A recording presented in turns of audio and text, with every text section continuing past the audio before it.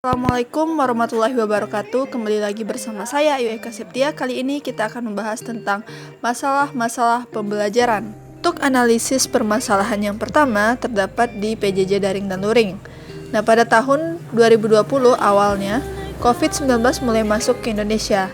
Dan sejak saat itu PJJ daring mulai ditetapkan dengan menggunakan media sosial seperti aplikasi WhatsApp, Google Classroom, Google Meet, dan Zoom.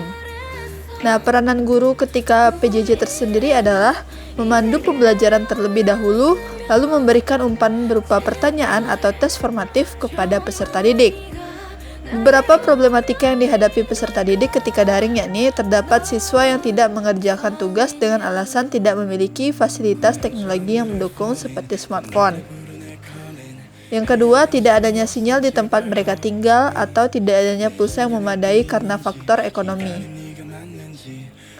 Problematika yang dihadapi guru sebagai tenaga pendidik di pembelajaran daring sendiri adalah yang pertama, proses penyampaian materi pembelajaran yang kurang efektif, proses interaksi dengan siswa dalam proses pembelajaran, kualitas pemberdayaan sarana dan elemen dalam pembelajaran, serta mengelola bahan ajar untuk disampaikan dalam proses pembelajaran dan penyusunan perangkat kurikulum yang sesuai dengan kondisi saat pandemi. Ini ada beberapa kekurangan dan kelebihan dari pembelajaran daring. Yang pertama, kekurangannya, sarana dan prasarana teknologi merupakan bagian terpenting, tetapi masih kurang.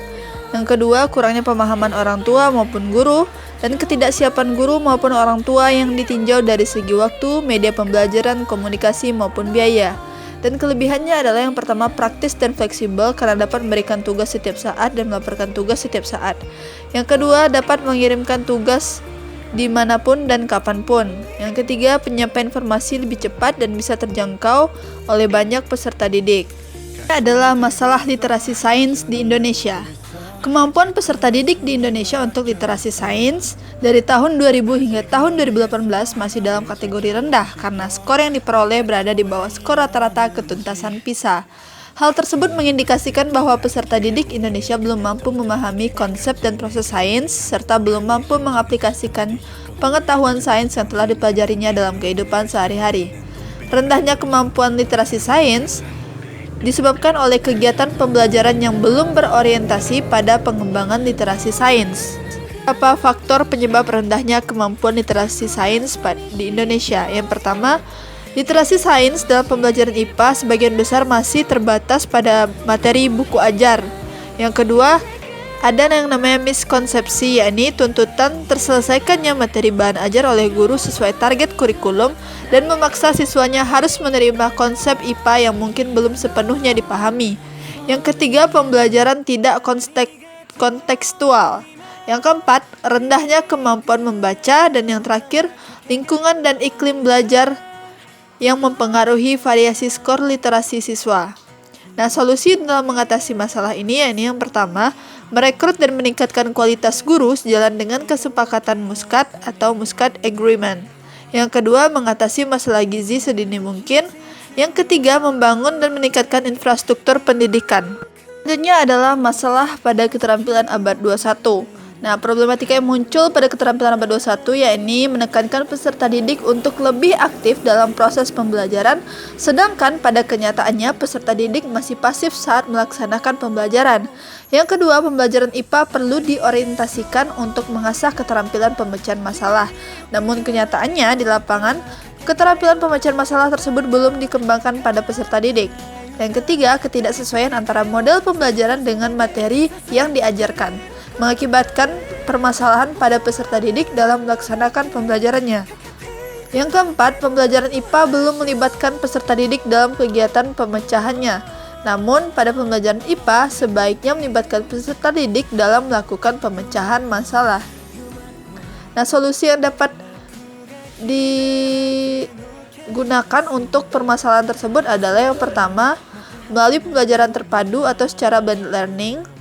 Nah, blended learning ini adalah cara mengintegrasikan penggunaan teknologi dalam pembelajaran yang memungkinkan pembelajaran yang sesuai bagi masing-masing siswa di dalam kelas. Selanjutnya adalah permasalahan tentang Gen Z, Alpha, dan digital.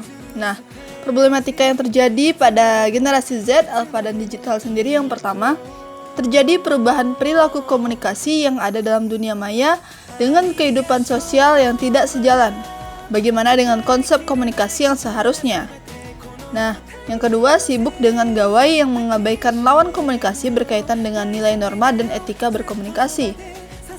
Yang ketiga, gangguan komunikasi yang bisa menghilangkan dari makna komunikasi itu sendiri.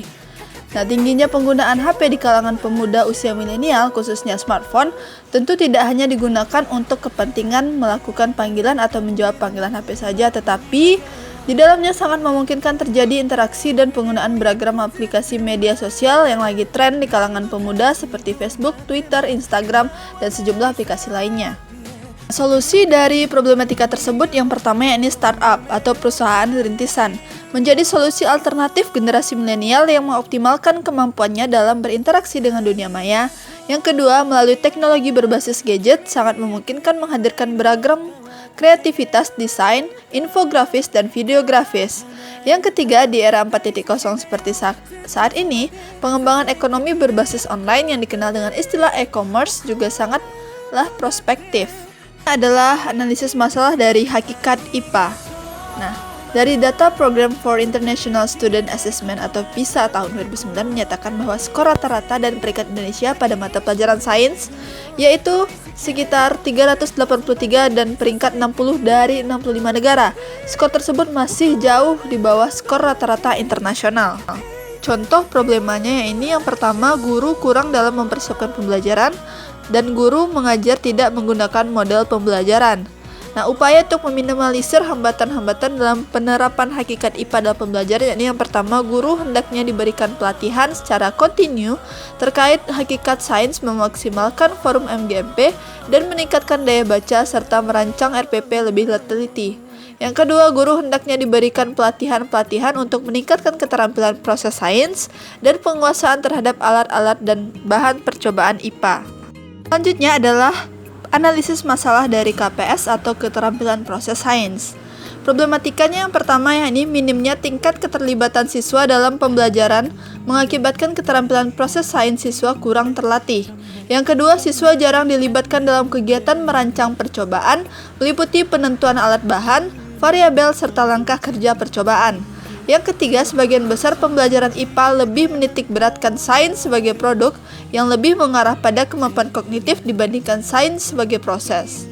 Faktor rendahnya keterampilan proses sains siswa yakni yang pertama, rendahnya latar belakang sains, minimnya prasarana laboratorium, dan buku satu-satunya pedoman dalam pembelajaran, serta administrasi sekolah yang belum menginisiasi pembelajaran kontekstual dan hanya menekankan penguasaan konsep, serta kegiatan pembelajaran yang belum mengeksplorasi keterampilan proses sains siswa.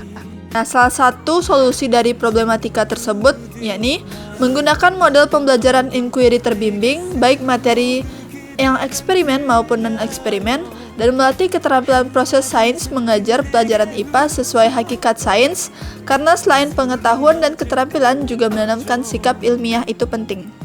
Selanjutnya adalah problematika PISA di Indonesia. Yang pertama, kemampuan matematika anak di Indonesia berumur 15 tahun dalam bidang matematika masih rendah dibandingkan dengan kemampuan matematika secara nasional. Pada tahun 2009, sebanyak 43,5% siswa Indonesia tidak mampu menyelesaikan soal-soal PISA paling sederhana atau the most basic PISA text. Nah, yang ketiga, kesulitan belajar merupakan suatu kondisi dalam suatu proses belajar yang ditandai adanya hambatan-hambatan tertentu untuk mencapai tujuan pembelajaran. Rendahnya tingkat literasi di Indonesia dalam Program for International Student Assessment dari kurun waktu 2003 hingga 2018, serta peserta didik yang tidak bisa menciptakan model matematika berdasarkan informasi yang ada dan membuat prediksi terhadap informasi yang relevan karena model matematika pada kondisi yang berbeda. Nah, faktornya salah satunya yakni siswa tidak terbiasa menyelesaikan soal-soal PISA dalam pembelajaran matematika di kelasnya. Yang kedua, soal PISA memiliki 6 level kesulitan yang memerlukan kemampuan eksplor yang tinggi dari siswa. Nah, salah satu solusi problematika yang sudah kita paparkan tadi yakni melakukan reformasi kurikulum tepat waktu dan mengaplikasikan secara konsisten. Yang kedua, menjadikan pendidikan karakter sebagai dasar pendidikan utama dan guru menjalankan tugas penuh dan tanggung jawab serta disiplin, menyiapkan lingkungan masyarakat yang positif dan menciptakan pendidikan karakter, serta matematikawan, ahli statistik, dan pendidikan disarankan untuk berkolaborasi dalam proyek penelitian untuk mengenali nilai-nilai potensial dari diskusi konsep dan analisis sekunder yang secara langsung dapat diterapkan dalam sistem sekolah yang ada. Adalah analisis permasalahan dari TIMSS. Problematika di Indonesia yang pertama, siswa kurang terlatih mengerjakan soal-soal TIMSS. Yang kedua, masih rendahnya kemampuan pemecahan masalah siswa dalam mengerjakan soal-soal matematika, serta siswa yang jarang menemui soal-soal TIMSS dalam pembelajaran sehari-hari, dan tidak ada perbedaan kemampuan yang signifikan antara perempuan dan laki-laki dalam menyelesaikan soal-soal matematika model TIMSS. Hal tersebut dibuktikan dengan rendahnya rata-rata skor siswa yaitu 445 dengan standar deviasi 112, siswa hanya mampu mengerjakan 50% dari soal TIMSS yang diujikan. Nah, hasil pencapaian TIMSS di Indonesia sendiri pada tahun 2015 dan baru dipublikasikan Desember 2016 menunjukkan prestasi siswa Indonesia di bidang matematika mendapat peringkat 46 dari 51 negara dengan skor 397. Nah, solusi permasalahan dari problematika tersebut adalah yang pertama, perancangan soal matematika TIMSS dalam konten geometri yang valid dan praktis. Yang kedua, pengembangan soal matematika TIMSS pada konten geometri. Nah, yang ketiga, peningkatan pemahaman guru tentang soal-soal model TIMSS. Dan yang terakhir, pengembangan pembelajaran berbasis soal model TIMSS. Cukup sekian materi hari ini. Sekian, terima kasih. Saya mohon maaf apabila ada kesalahan. Wassalamualaikum warahmatullahi wabarakatuh.